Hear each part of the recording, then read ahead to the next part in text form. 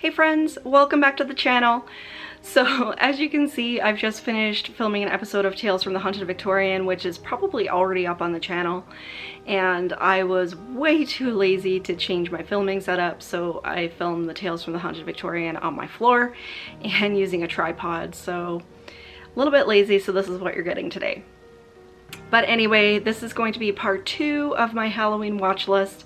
So in part 1, I went over all of the new movies or new to me movies that I plan on watching this year.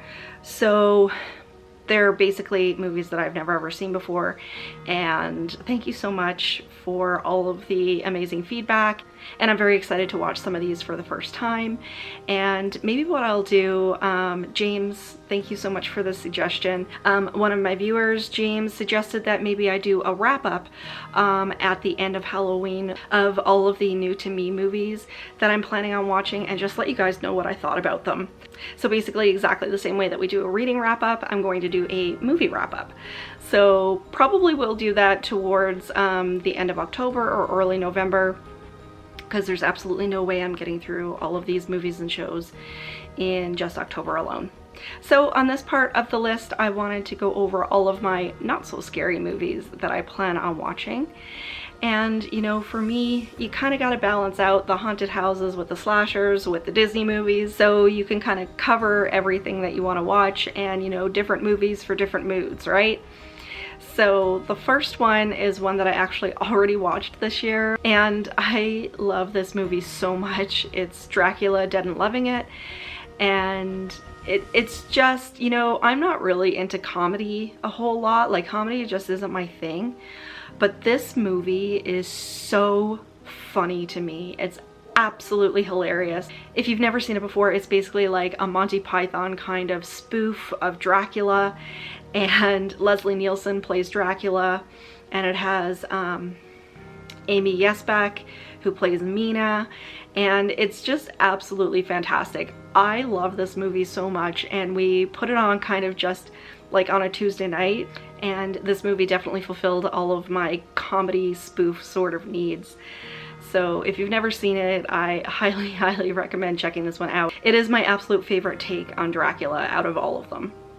And up next on the list is the Halloweentown series. So when I say Halloweentown, I mean the first one, yes, but the whole series. I think there's 4 movies. So Halloweentown is... Now, does anybody else do this? Do you have a specific movie or a show that you'd like to kick a season off with? So during Halloween, is there a movie that you always watch first when you're kind of kicking off the season? And for me, Halloweentown, the first one, is definitely one of those movies. It's something that I watch kind of in September of every single year. And even though I love the whole series of them, the first 2 are probably my favorite, and it's so cute and cozy, and to me it's just like, you know, it's my sort of indication that Halloween is coming, and very cutesy, and the acting is not the best, but I think just about everyone that I know that watches not so scary stuff absolutely loves these movies.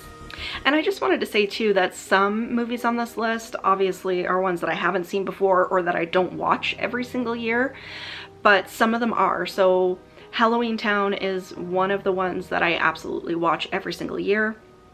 And another one of those, of course, is Hocus Pocus. And something new that I just found out, I think this year or last year, was that Hocus Pocus was actually, it didn't do very well in the box office. It was a bit of a flop, which I find very difficult to accept, because I remember even when I watched Hocus Pocus back when I was young, when it first came out in 1993, and yes, I'm old enough to have watched that in 1993. It's absolutely crazy how old I'm getting, but anyway, when I watched it back in 1993, it's one of those ones, like, I kept renting it, I kept watching it, I just absolutely loved it. And you can't beat Bette Midler in the role of Winifred Sanderson. And of course, as with most witches and spooky people, one of my bucket list items is to go to Salem and to see the filming locations of Hocus Pocus. I think that would be super fun. So I think this one is another one that's on just about everybody's not so spooky list. Next up on the list is a movie that's it's quite outside the box for me, and that's Practical Magic. So I am not a rom-com type person. I think I like 3 rom-coms that have ever come out. One is Practical Magic, another one is Love Actually, which I watch every Christmas, and another one is a George Clooney movie that's called Intolerable Cruelty, and it's absolutely hilarious. But this one, I haven't seen Practical Magic in quite a few years. Like I said, like, romantic comedies are not really my thing, but I think the aunts here make the entire movie. I just absolutely love them. And even though this is a movie that's not really Halloween-y, it doesn't scream Halloween, I stick it on my list every now and again because it does have a pretty cool story. It's got funny moments. I could do without kind of the romance bit, but that's sort of central to the story. But for me, I absolutely know that I'm going to grow up to be one of those crazy old ladies in town that everybody knows that she's a witch. So next up is one that I've also already watched this year and still remains to be seen. Is Nightmare Before Christmas a Halloween movie or a Christmas movie? Let me know down in the comments what you guys think, but for me, it definitely is a Halloween movie, and this is another one that I watch absolutely every single year, and I know every word to every song in the film. This is one that I actually saw in the theater when I was really young, and it's just been an all-time favorite for my entire life.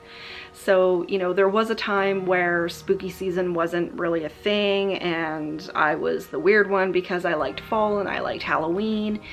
And this one is just very cozy. It reminds me of my childhood. It reminds me of going to the theater with a bunch of girlfriends and, you know, going to see a movie, because that's not something we did a whole lot when I was growing up. And the animation in this it's just fantastic.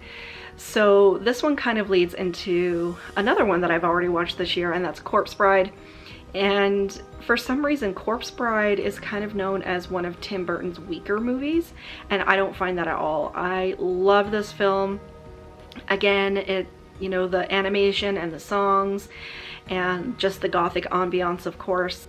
But the other thing that I love with this film as well is it kind of has like a little bit of a twist at the end. And I just think it's a really fun adventure. And even though it's not one of the ones that I absolutely watch every single year, when I do watch it, I just find myself smiling the whole way through. And the next one up on the list is one that I don't specifically watch every Halloween, but I do watch it at least once per year, and I just love it. It's just one of those weird ones that not even a whole lot of people know about, and that's R.L. Stine's Haunting Hour, Don't Think About It.